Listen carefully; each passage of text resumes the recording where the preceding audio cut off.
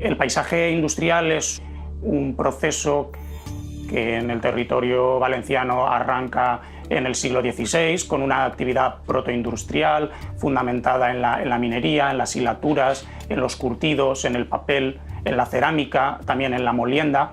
Y en esos momentos estamos hablando de unos escenarios donde lo fabril se camufla con el medio rural, que es realmente la actividad predominante.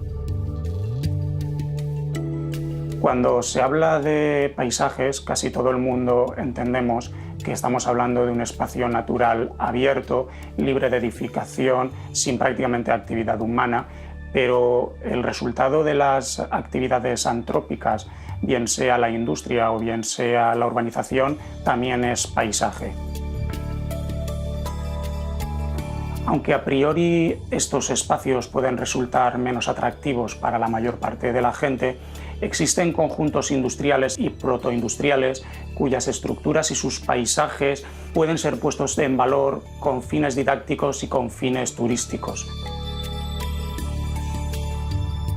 Estamos hablando de espacios como antiguos molinos, antiguas salinas, fábricas de hilaturas, como por ejemplo las existentes en Alcoy o en la Vall d'Albaida. Un rico patrimonio que no debemos dejar de aprovechar y poner en valor.